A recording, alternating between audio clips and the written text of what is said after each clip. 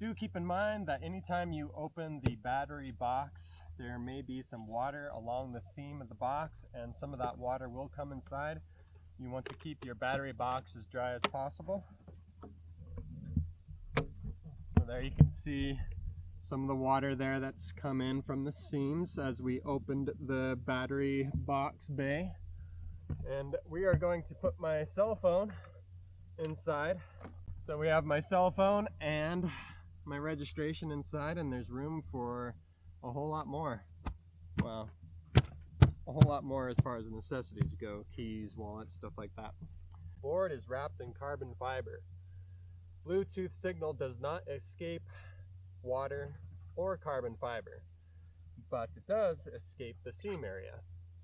And so that is why when you first get your board, you will have a tag here up by the seam warning you not to get water covering the hinge part of the board, because the Bluetooth antenna is inside the battery case itself right about here. So the Bluetooth signal is going to escape out of this part of the perimeter of the hatch more than anywhere else. So if the entire perimeter is submerged underwater, you may lose connection to your remote and your music, in the case of this video, inside the battery box. Also, your Bluetooth player, if it is underneath the water, will also lose signal to your music as well. So those are the two things to keep in mind when you are using music with your cell phone inside the battery box, or even if your cell phone is on you. Sometimes I'll put the case around my neck and then put it underneath my life jacket. Although the JBL speaker floats in of itself, some people have reported it not floating. It's not exactly the most visible thing in the water, even though I got red. You can see it just barely floats above the surface. It's not the most positive buoyancy, and so that's why I have this bright yellow floaty on the end of it. You loop it around one of the loops of your life jacket. Make sure that the clip is fully clipped. So if you have a connect to motor warning on your screen, that means you have too much water over the top of the board.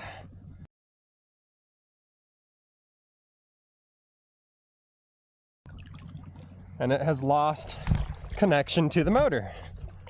There we go.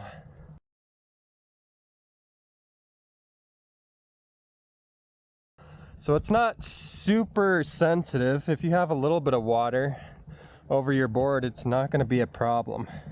Here's some additional examples about the nose of the board submerging. You can see that I got quite a bit of water there, but I'm still going. So if it happens a little bit, you're going to be fine. But this is the shorter board, which requires more speed in order to take off and to keep it from submerging. It'll be much easier to keep the nose up and out of the water with the board that is 1 foot longer. So one thing I strongly recommend is before you fully stand up on your board, or immediately after you stand up on your board and get flying, you need to reach down and check to make sure that your player is still there. Because if it has fallen off, you want to be able to find it quickly before you get too far out of range and have to increase your search area. And that's exactly what happened to me once, and the reason why I have this flotation flag on it is it came off of my life jacket on a fall, and I spent 30 minutes to an hour looking for my JBL Clip 4, and right when I was about to give up, I found it floating with just that little bit of red above the surface.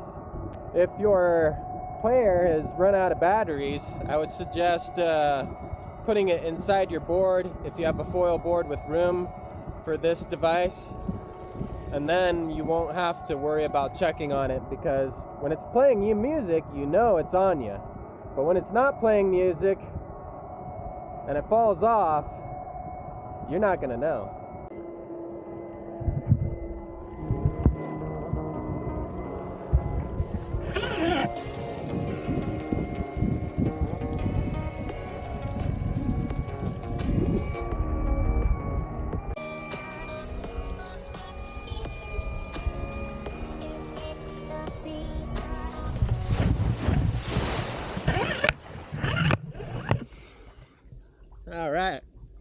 So if you fall, you're gonna lose your signal to your cell phone and your music because your speaker is underwater, and you're also gonna be out of range from the limited signal from inside the battery box.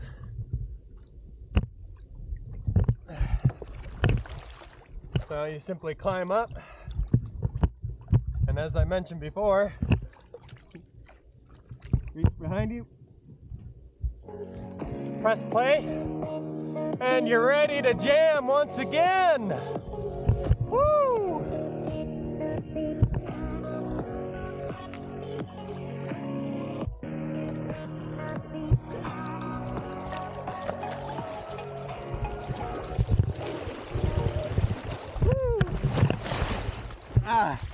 That was unintentional, but I'm glad it happened. But there's a perfect example of too much water over the board. Cut off the music and cut off the signal to the remote. Because I'm handling a lot of stuff here. A lot of distractions.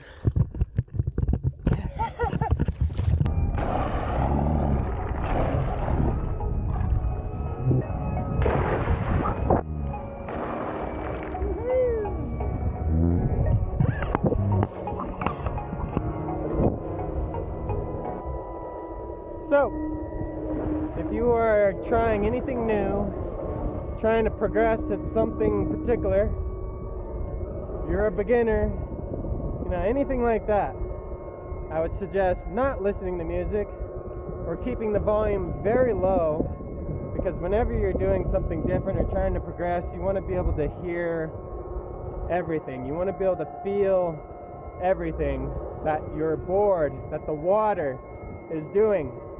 You want to hear the breaches. You want to hear when the wing comes out. You want to hear the splashes coming off of the mast, whether you're higher up or whether you're lower. All of these things are going to help you to distinguish where you're at in the world, especially when you're flying on a house of mirrors or a little bit rippled mirrors.